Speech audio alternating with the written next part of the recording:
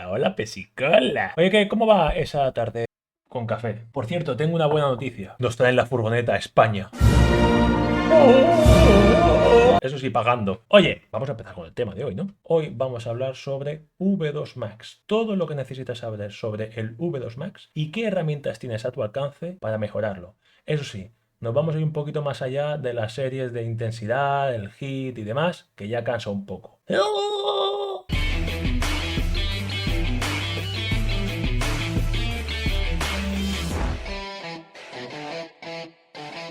Lo primero que vamos a hacer es definir el VO2 Max. VO2 Max es la abreviatura de volumen de oxígeno máximo. Hay diferentes maneras de definirlo. Yo creo que la mejor definición que nos puede sentar las bases para entender qué es el V2 Max es la cantidad de oxígeno que una persona es capaz de absorber del ambiente, transportar hasta la célula y consumir o utilizar para obtener energía a través de las mitocondrias. Y todo esto por unidad de tiempo, ¿vale? Normalmente se calcula por un minuto. Dicho de otra manera, y creo que puede ser bastante interesante, cuando se habla de V2 Max nos podemos referir a la cantidad de energía producida en la célula, ¿a través de quién? De las famosas mitocondrias, por unidad de tiempo. Y muchas veces, cuando hablan de V2 Max, hablan de potencia aeróbica máxima. ¿Qué potencia tiene esa vía aeróbica como máximo? La definición es esa. ¿Cuánto oxígeno tú eres capaz de utilizar para obtener energía a partir de la vía aeróbica? ¿Qué pruebas existen para valorar y o estimar el V2 Max? El gold standard, es decir, la referencia como prueba ideal, específica y la mejor prueba, es una ergoespirometría. ¿Qué es esto? Una prueba de esfuerzo. Tenemos un vídeo donde hablamos de los datos más generales que ofrece una prueba de esfuerzo. ¿Qué datos de V2 Max o de VO2 nos ofrece una ergospirometría o prueba de esfuerzo?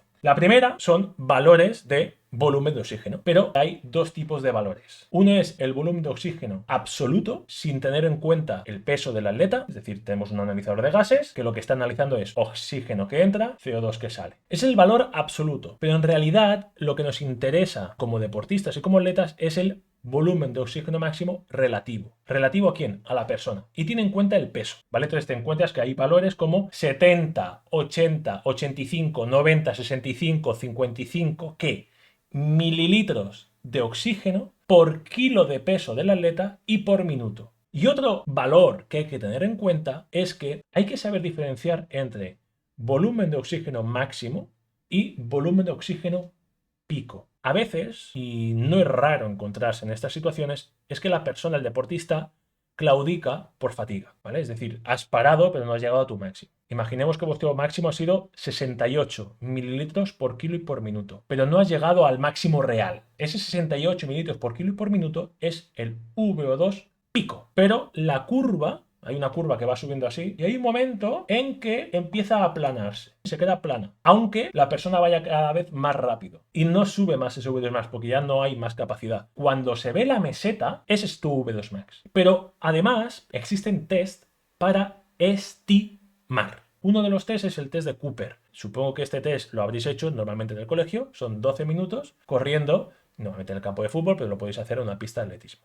Dependiendo de la distancia que se recorre, hay una fórmula con unas constantes y demás y te hace la estimación de ese V2 Max. Otro test es el test de Semi-Cooper. Si el test de Cooper dura 12 minutos, el test de Semi-Cooper la mitad, 6 minutos. Con este test lo que hacen es estimar ese V2 Max, con la diferencia que te hacen una estimación de la VAM, velocidad mínima con la que se alcanza el V2 Max. ¿Vale? Es decir, aplicas unas fórmulas y te dicen, mira, esta es tu VAM y este es tu V2 Max. Hay otro test que es el test de 2000. ¿De dónde sale este test de 2000? Porque han visto que viendo atletas que entrenados en 6 minutos son capaces de correr esos 2000 metros. Obviamente no se acaba de adaptar a todo el mundo. Otro que conoceréis seguramente es la Kurznavet. Si llegas a un palier o a otro, el palier 12, el palier 13, también hay estimación de ese V2 Max. Y luego empiezan a aparecer los relojes deportivos. Si tu V2 Max es muy alto, parece ser que no se estima muy bien. Si tu V2 Max es más bajo, lo sobrevalora. Entonces, yo a los valores que me ofrece un reloj no le hago mucho caso. Si a eso le sumamos que estoy midiendo las pulsaciones y demás con el medidor de muñeca, más error. Entonces, estos son, a grosso modo, los test que más se utilizan. Hay muchos más test, pero todos están buscando lo mismo. Si vosotros utilizáis cualquier de estos test para estimar SV2 max, intentar que las condiciones sean lo más parecidas posible. ¿Vale? Si lo he hecho por la mañana a una temperatura tal, no lo puedes comparar si lo has hecho por la tarde con una temperatura mucho más alta. Porque hay desacoples aeróbicos, o porque es que hay una dilatación a nivel arterial, una deshidratación, pérdida electrolítica y no acaba de cuadrar muy bien. ¿Es importante que esto se valore? Sí, no solamente por el rendimiento deportivo, sino también pensar que aproximadamente se han estimado que cada 10 años hay una pérdida aproximadamente de un 10% de esta absorción, transporte y uso del oxígeno para obtener energía a partir de las mitocondrias. ¿Vale? Entonces, es importante esto mantener. ¿Cómo mejoro esto? ¿Cómo mejoro mi capacidad aeróbica máxima? Tenemos que pensar que más o menos un 70% viene definido por la genética y entrenando se puede mejorar un 20%. Hay algunos estudios que hablan de un 40%, pero pensar que hay un componente genético bastante importante. Lo que sucede es que cuando he empezado a ver protocolos para mejorar este V2 Max y demás, mediciones están muy bien, protocolos están muy bien, pero no hay que cogerla como al pie de la letra exactamente tal y como es. Hay que interpretarlo. Si nos paramos en la definición, vamos a ver que no solamente está esta parte más de series y al V2 Max y demás, que está muy bien, que hay adherencia para gente que le mola estar ahí collado, ir ahí a gancho y demás, y a la gente que no le gusta, ¿qué pasa? Y la gente que está lesionada ya no va a mejorar más V2 Max. Pues hay un montón de maneras de mejorar esa capacidad aeróbica, ese volumen de oxígeno máximo, sin necesidad de estar haciendo constantemente series con el riesgo de lesionarte. Si cogemos una fórmula y queremos plasmar el V2 Max, V2 Max es igual al volumen sistólico por la frecuencia cardíaca por la diferencia arteriovenosa de oxígeno. El volumen sistólico es la capacidad que tiene tu corazón de bombear sangre rica en oxígeno por latido, multiplicado por la frecuencia cardíaca. Es decir, si yo cojo y bombeo 100 mililitros de sangre, o lo que sea, pongo un número, y lo bombeo 150 veces por minuto, no va a ser lo mismo que ese bombeo lo haga 100, ¿vale? Por lo tanto, se multiplica el volumen sistólico por la frecuencia cardíaca. Esto en realidad se llama gasto cardíaco. Pero hay una cosa súper importante. Cuando nosotros respiramos, hay sangre rica en oxígeno. El músculo es quien consume oxígeno. Y al consumir oxígeno, hay sangre que ha entrado que no la utiliza. Y hay oxígeno a nivel venoso. Por mucho oxígeno que yo sea capaz de llevarle a las células y las mitocondrias no son capaces de utilizarlo, se vuelve, ¿vale? Por lo tanto, la diferencia arteriovenosa es esa diferencia de oxígeno. Contra más capacidad tenga mi músculo de consumir ese oxígeno, más diferencia. Si retorno mucho, significa que realmente no es capaz de utilizarlo a nivel mitocondrial para obtener energía. Con el ejercicio físico puedo ir abordando estos tres campos: la absorción, el transporte y el uso. ¿Cómo puedo mejorar esta primera parte de la definición de V2 Max? Es decir, la absorción o difusión a nivel pulmonar. Hay cosas que voy a detallar y hay cosas que me las voy a guardar porque son directos que voy a ir explicando a lo largo de esta temporada. Lo primero, entrenamiento de la musculatura inspiratoria. Lo primero que debemos empezar a hacer es mejorar el control y función de esos músculos principales, que es ni más ni menos que aprender a respirar. Que el diafragma se movilice, la parrilla costal se expanda, que si es una respiración profunda, que ya pasamos a nivel clavicular. A eso me refiero. La segunda herramienta que tenemos para mejorar este entrenamiento de la musculatura inspiratoria es ofreciéndole resistencia. Podemos empezar desde resistencias manuales, con un peso encima de la barriga, un poquito por encima del ombligo, con un pequeño peso, normalmente 4 o 6 kilos es suficiente, y hacer respiración diafragmática, donde el diafragma va a empujar esa pesa. Podemos empezar con ese tipo de trabajo o incluso poniéndote boca abajo. Si te pones boca abajo e intentas hinchar la barriga, ya estás haciendo trabajo de resistencia a ese diafragma, ¿vale? Pero tenemos herramientas como, por ejemplo, el Power Breath. El Power Breath lo que te hace es una pequeña resistencia en la inspiración. Hay otros aparatos que lo que te hace es una resistencia tanto en la inspiración como la expiración. Luego, otra herramienta que tienes para mejorar esos niveles de fuerza es la máscara de restricción de flujo de aire. En este caso es la Phantom, ¿vale? Que te lo dan aquí y respiras. Por lo tanto, estos son mecanismos para ofrecer resistencia a esa musculatura de respiración. Pero hay otra herramienta muy importante, que es ni más ni menos que la respiración nasal. Tiene una serie de beneficios. Primero, humidifica, mejora la difusión, es precursor de óxido nítrico, termorregula y mejora la difusión pulmonar porque es un edificio más estrecho y la entrada de aire es más lenta. Si abordamos la siguiente parte de la definición de V2 Max, es el transporte de ese oxígeno. Se transporta principalmente gracias a la sangre y gracias al bombeo del corazón. Necesitamos un corazón grande, fuerte, que bombee mucha sangre, que esa sangre se pueda transportar gracias a esos glóbulos rojos, a esos camiones que transportan oxígeno, y que haya muchas carreteras, muchos capilares, lo que se llama la angiogénesis. Lo primero que podemos hacer es buscar estímulos, esfuerzos que nos mejoren la cantidad de glóbulos rojos. ¿Cómo podemos hacer esto? Entrenamiento de fuerza. Hay muchos estudios que han demostrado que aquellos atletas con más masa magra, es decir, con más musculatura, tienen unos niveles de glóbulos rojos mayores que aquellas personas con una cantidad de masa muscular más baja. Otra manera de incrementar estos glóbulos rojos es haciendo entrenamientos en un ambiente caluroso. Estamos hablando de una temperatura ambiente de 37-38 grados centígrados. ¿Esto por qué es? El plasma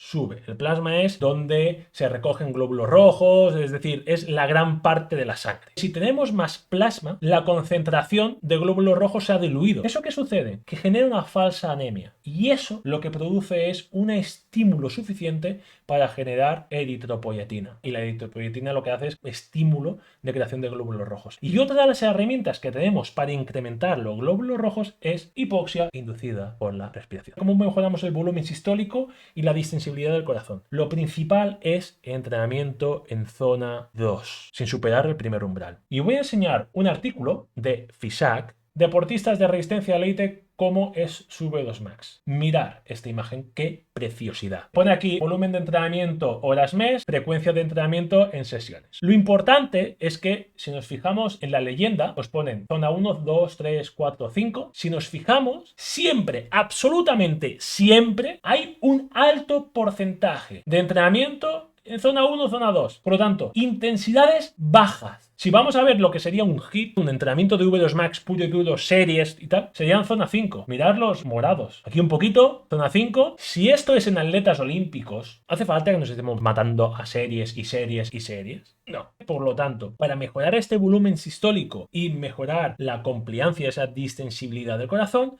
intentar acumular lo máximo posible el tipo de entrenamiento en zona 2. Y después otra manera de mejorar este volumen sistólico y la compliancia del corazón es que la calidad del sueño sea buena y una respiración consciente previo al sueño, porque se ha demostrado que en el momento en que nosotros regulamos la respiración incrementando y alargando las exhalaciones, nuestra tensión arterial disminuye, nuestro corazón se relaja, mejorando que la contractibilidad del corazón, el llenado del ventrículo izquierdo y por lo tanto nuestro VO2 Max. Ahora también hay otro factor que podemos mejorar, que es el incremento de capilares, lo que es la capilarización muscular o angiogénesis. Para mejorar esa angiogénesis, volvemos a repetir, uno de los factores importantes es acumular el máximo tiempo en zona 2. También podemos utilizar herramientas como electroestimulación. Otro de los puntos para poder mejorar este transporte, podríamos estar hablando de masaje. Si hay, por ejemplo,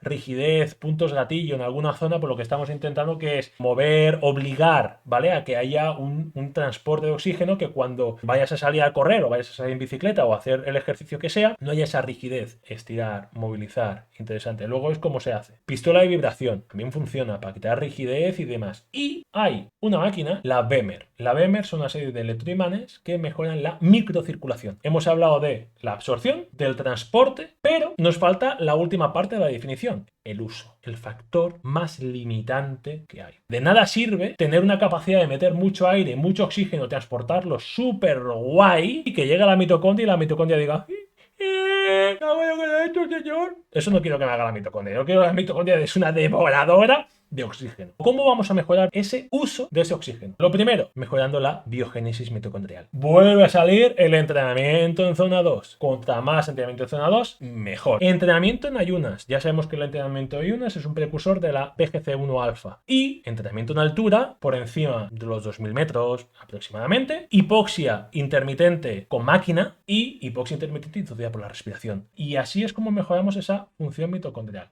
Y una vez empezamos a trabajar esto para mejorar la absorción, para mejorar el transporte, para mejorar el uso, empieza a implementar las series de V2 Max, el típico entrenamiento de HIIT, y empiezas a meterle todo lo que tú quieras. Lo que pasa, ¿qué sucede? Que si todo esto no lo vamos trabajando, seguramente no tengamos la capacidad para responder de manera positiva a ese estímulo. Obviamente, el entrenamiento interválico de alta intensidad, el entrenamiento en series V2 Max, claro que funciona, pero hay más vida, más allá de ahí, más allá de las series de HIIT, hay más vida, tío. Por lo tanto, abramos los ojos, trabajemos con sentido común. Y entonces, fijaros, en el momento en que esto lo entendemos, oye, estáis lesionados, no pasa nada. Puedes seguir mejorando tu V2 Max estando lesionado, puedes hacerlo. ¿Entendemos esto, chavalería? Pues esto es lo que yo quería hablar hoy. Y bueno, de muchos temas que hemos hoy hablado que no hemos profundizado, sacaremos directos para explicarlos con detalle y cómo se tiene que explicar las cosas. Al detalle y con cariño. Chavales, chavalería, muchas gracias por esta tarde. Seguimos aprendiendo, seguimos mejorando y sobre todo compartiendo. Buen directo. Mi hermano estará contento.